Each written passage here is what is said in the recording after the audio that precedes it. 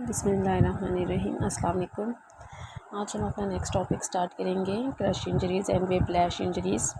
ये भी orthopaedic surgery का टॉपिक है। सबसे पहले हम देखेंगे क्रश इंजरीज़ को।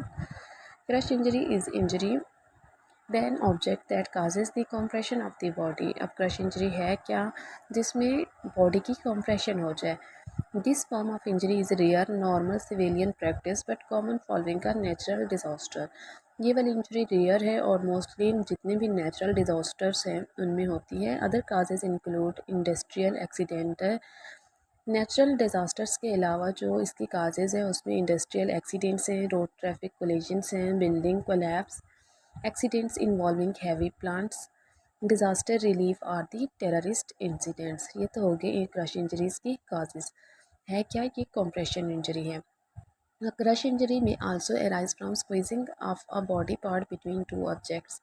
क्रश इंजरी एक कंप्रेशन की वजह से भी हो सकती है या फिर कोई भी बॉडी पार्ट जब स्क्वीज़ हो जाएगा तो सॉलिड ऑब्जेक्ट्स के बिटवीन, तो वो भी लीड करेगी क्रश इंजरीज़ को। Depending upon their severity crush injuries can be complicated by bleeding, bruising, broken bones, open wounds, poor circulation और ब्रेकडाउन ऑफ मसल, जिसे हम रैप्टोमायोलाइसिस भी कहते हैं।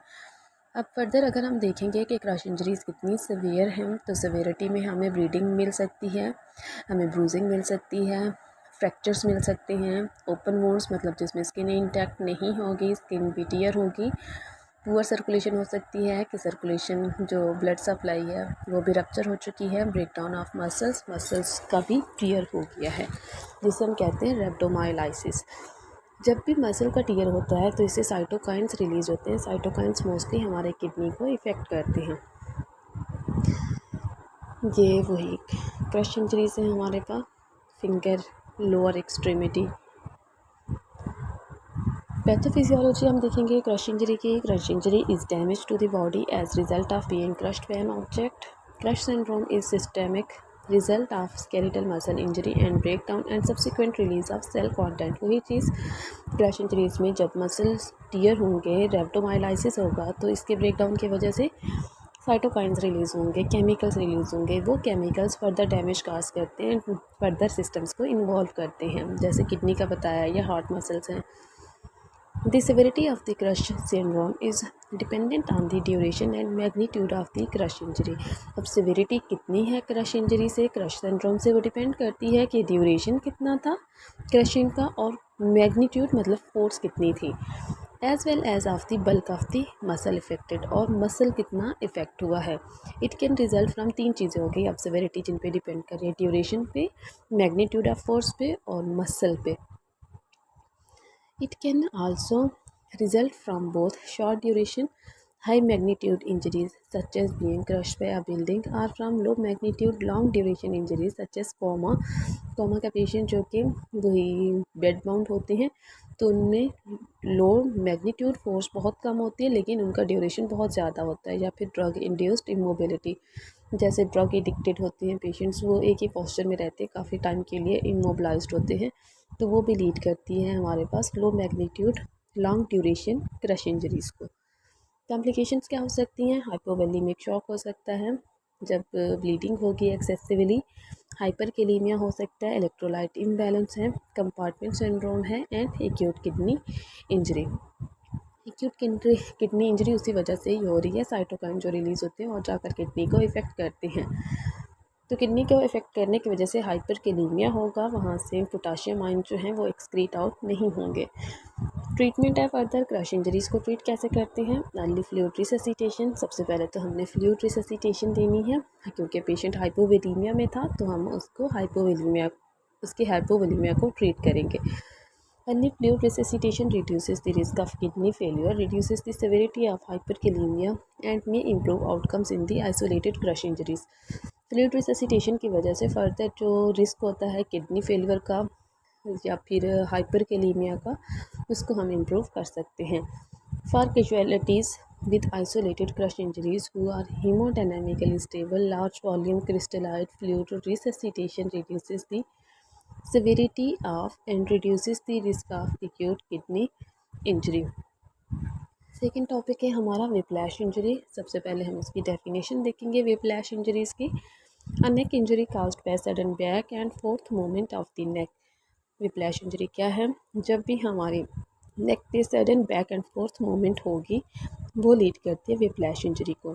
This causes the neck pain. इसकी वजह से होता क्या है? नेक पेन होगा, सर्वाइकल रीजन में पेन होगा, ये वाले मसल्स जो हैं सर्वाइकल रीजन के वो स्टिफनेस में जाएंगे और यही पेन शोल्डर रीजन में भी जा सकता है या फिर हेड में जा सकता है। Whiplash injury is a non-medical term describing a range of injuries to the neck caused or related to the sudden distortion of the neck associated with extension, although the exact injury mechanism remain unknown. अब whiplash का meaning क्या है? Whiplash is a कोलेगलिज्म जिसे हम कहते हैं cervical acceleration and deceleration. Describe the mechanism of the injury. Cervical acceleration and deceleration ये mechanism of injury हो गया विप्लैश का। While the term whiplash associated syndrome WAD describe the injury sequelae and the symptoms. WAD क्या describe करता है? Further इसके results को और सिम्टम्स को। काजेस क्या हैं विप्लैश इंजरी की? Whiplash is commonly associated with motor vehicle accident usually when the vehicle has hit in the rear. Mostly whiplash injuries motor vehicle accidents में होती हैं, स्पेशली जब भी कोई मोटर व्हीकल एक्सीडेंट को पीछे से हिट करे। However the injury can B sustained in many other ways. इसके अलावा भी बहुत सारी रीज़न से ये विप्लैश इंजरीज हो सकती हैं, जैसे हेड बैंगिंग है या फिर बंजी जंपिंग एंड फॉल्स है जो हाइट से पैराशूट के थ्रू फॉल किया जाता है। It is one of the most frequently claimed injury on the vehicle insurance policies in the certain countries. लेकिन मोस्ट कॉमन क्या है? वही मोटर व्हीकल एक्सीडेंट्स। मैकेनिज्म क्या है? अब whiplash injury can be described as a sudden strain to the muscle. Whiplash injury sudden strain है muscles का, bones का एंड नर्व्स का। कौन कौन से स्ट्रक्चर्स इसमें अब इफेक्ट हो रहे हैं? Muscles, bones and nerves. The neck is made up of 7 vertebrae. ये तो हमें पता है, सर्वाइकल वर्टिब्रा 7 होते हैं, तो यही जो सर्वाइकल वर्टिब्रास है यही बोन्स इफेक्ट होती हैं। referred to as the cervical vertebra. The first two cervical vertebrae, the axis and the atlas, are shaped differently from the remaining 5. तो ये टोटल 7 है, लेकिन जो फर्स्ट 2 हैं एटलस एंड एक्सिस, इनकी शेप थोड़ी सी चेंज है, इसलिए हम इन्हें कहते हैं एटिपिकल सर्वाइकल वर्टिब्रा, और बाकी जो 5 हैं वो टिपिकल सर्वाइकल वर्टिब्रास होते हैं। The atlas and axis are responsible for the movement of the skull from side to side. अब ये जो पहले 2 वर्टिब्रास हैं इन्हीं की वजह से ही हमारी सर्वाइकल रीजन में मूवमेंट्स होती हैं साइड से साइड, जैसे हम साइड बेंडिंग करते हैं, फ्रॉम लेफ्ट टू राइट, या रोटेशन जैसे करते हैं। Also moving forward and backward, जैसे फ्लेक्शन एक्सटेंशन है। Excessive extension and flexion can disturb the vertebrae. Flexion extension जो है इसमें जो है फर्दर डिस्टॉर्शन, फर्दर डैमेज हो सकता है। ये वाले मूवमेंट्स मतलब ज़्यादा सिवियरिटी को लीड कर सकती हैं अगर तो एक्सेसिव हो गई, as compare to side bending या फिर rotation. There are 4 phases that occur during the whiplash. अब हम देखेंगे मैकेनिज्म को ही देख रहे हैं, तो इसके मैकेनिज्म को फर्दर 4 फेजेस में डिवाइड किया गया। अब वो फिर 4 फेजेस कौन कौन से हैं? इनिशियल पोजीशन है, बिफोर द कोलिजन, जैसे नाम से पता चल रहा है इनिशियल पोजीशन, कोलिजन से पहले हमारे सर्वाइकल स्पाइन की पोजीशन क्या थी, हेड की पोजीशन क्या थी। सेकंड फेज है रिट्रैक्शन, थर्ड है एक्सटेंशन एंड फोर्थ है rebound. The initial position there is no force on the neck. Before the collision कोई भी फोर्स हमारी नेक पे अप्लाई नहीं हो रही होती, it is stable due to the inertia, तब हमारी सर्वाइकल स्पाइन स्टेबल होती है। रीज़न क्या होते हैं स्टेबिलिटी की? Inertia. Anterior longitudinal ligament injuries in the whiplash injury lead to the cervical instability. जब भी इंटीरियर लॉन्गिट्यूडनल लिगामेंट जो है वो इंजर्ड होता है विप्लैश इंजरी में, तो इसकी वजह से हमारी सर्वाइकल स्पाइन इंस्टेबल हो जाती है। तो ये चीज़ हमने याद रखनी है कि लिगामेंट कौन सा इसमें रप्चर होता है? Anterior longitudinal ligament. They explain that during the retraction phase, अब हमारी सेकेंड फेज हो गई। They explain that during the retraction phase there is when the actual whiplash occur. अब रिट्रैक्शन फेज कौन सी है? जब एक्चुअल विप्लैश होता है। Since there is unusual loading of the soft tissues, तो इसमें हमारे जो सॉफ्ट टिश्यूज़ हैं वही मसल्स और नर्व्स वगैरह वो अनयूजुअल लोडिंग में चले जाते हैं। थर्ड फेज़ है अब हमारी the next phase is the extension. The whole neck and head switches to the extension. हमारी हेड और नेक जो है वो एक्सटेंशन में चले जाते हैं, एक्सेसिव एक्सटेंशन में, एक्सट्रीम एक्सटेंशन में। And stop are limited by the head restraint. और पीछे एक्सटेंशन स्टॉप कैसे होती है? हेड स्ट्रेन की वजह से। अगर तो हेड रेस्ट होगा, हेड रेस्ट की वजह से ये मूवमेंट हमारी स्टॉप होगी। The rebound phase last phase है हमारी, transpires as a result of phases that are mention. During the retraction phase the spine form S shaped curve. Retraction phase जो कि हमारे पास सेकेंड फेज थी, उसमें होता क्या है, जिसमें एक्चुअल विप्लैश होता है, एस शेप कर्व बनती है हमारी सर्वाइकल स्पाइन पे। And this is caused by flexion in the upper planes and hyperextension at the lower planes. तो ये चीज़ याद रखनी है, एस शेप कर्व बन कैसे रही है, जो हमारे अपर सर्वाइकल वर्टिब्रास हैं जैसे एटलस और एक्सिस, वो एक्सेसिव फ्लेक्शन में जा रहे हैं और लोअर एक्सेसिव हाइपर एक्सटेंशन में जा रहे हैं, जिसकी वजह से cervical spine S shape curve में चेंज हो जाती है। And this exceed their physiological limits this phase the injuries occurs to the lower cervical vertebra.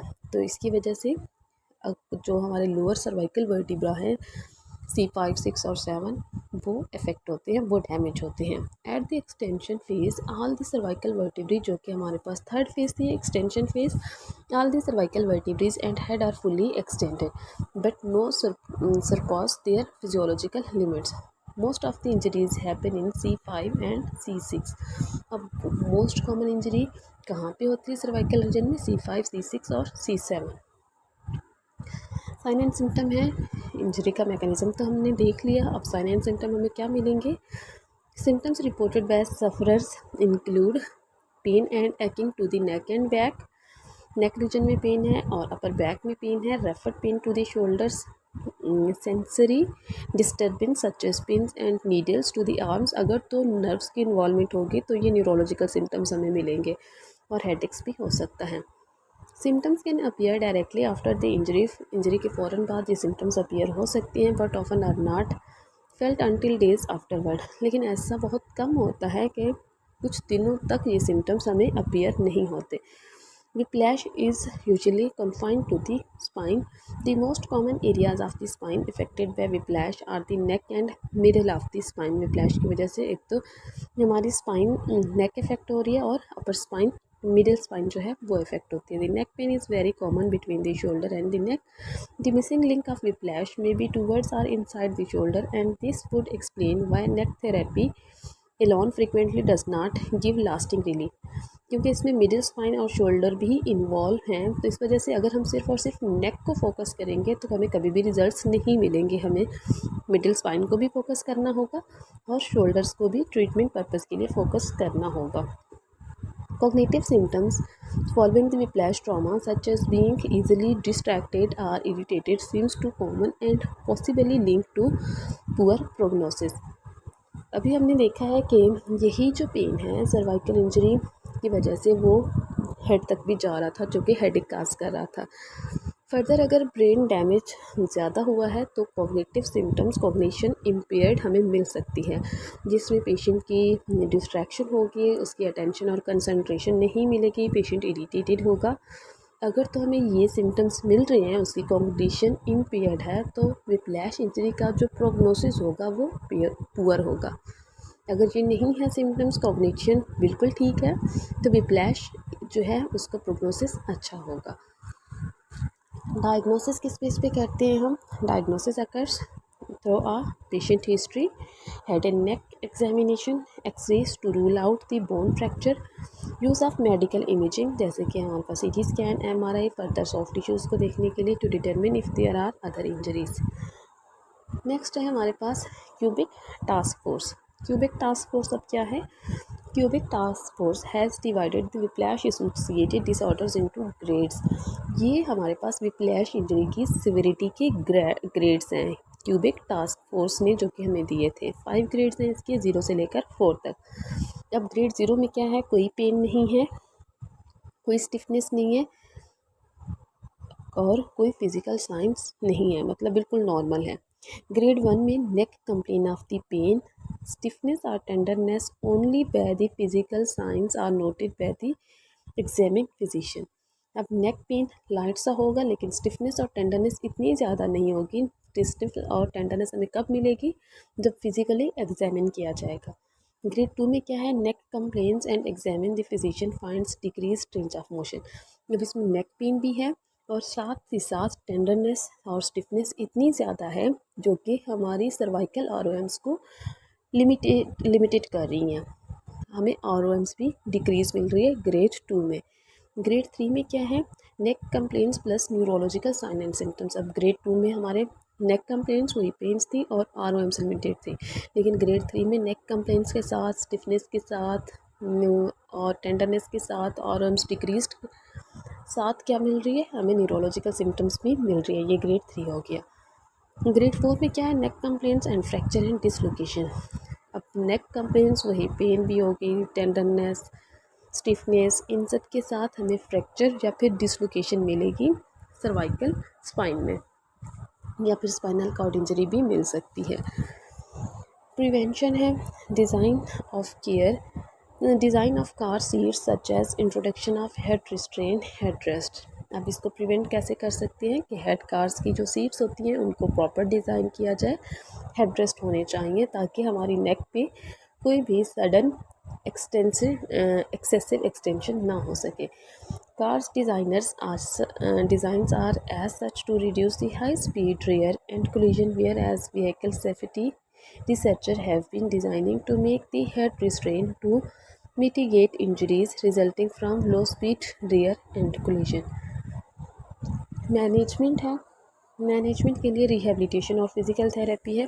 Cervical rotation until pain threshold 3 to 5 times per day हमें cervical rotation करानी है जब तक कि पेन थ्रेशोल्ड जो है वो 3 to 5 टाइम्स पर डे नहीं हो जाता। Flexion and extension of the shoulder joint by moving the arms up and down 2 to 3 times. Combining shoulder raises while inhaling and releasing the shoulder raises while exhaling. अब हम shoulder movement साथ करा रही हैं respiratory movement के साथ ही। Early mobilization is important for preventing chronic pain. Passive treatment such as acupuncture, massage therapy and stimulation may sometimes be used as a complement to active exercise. Return to normal activities as soon as possible। Management वो ही simple ही है हमारे पास। हमने flexion extension करानी है, cervical rotation करानी है, हमने shoulder exercises के साथ, शोल्डर मूवमेंट के साथ ब्रीदिंग एक्सरसाइजेस को कंबाइन करना है, अर्ली मोबिलाइज करना है ताकि क्रोनिक पेन ना हो। हमने पैसिव ट्रीटमेंट बाकी देनी है जैसे एक्यूपंक्चर है, मसाज थेरेपी है या फिर स्टिमुलेशन एक्सरसाइजेज है फर्दर, और हम नॉर्मल फंक्शनल एक्टिविटीज़ पेशेंट से करवाएंगे ताकि वो अपनी लाइफ रूटीन में वापस आ सके। मेडिकेशंस हैं फर्दर, फिजियोथेरेपी के साथ साथ जो मेडिकेशंस भी साथ चलते हैं ग्रेड 1 to 3, जैसे कि हमने क्यूबिक टास्क फोर्स की ग्रेडिंग देखी थी। इसमें हम नॉन नेक्रोटिक एनाल्जेसिक्स देते हैं, एनसिड्स देते हैं और बोटुलिनम टॉक्सिन देते हैं। अगर तो हमारे पास ग्रेड 4 होगा फिर हम उसे सर्जिकली ट्रीट करेंगे। Thank you so much. ये टॉपिक भी हमारा कंप्लीट हो गया। नेक्स्ट इंशाल्लाह हम किसी और टॉपिक के साथ मिलेंगे, तब तक के लिए अल्लाह हाफिज़।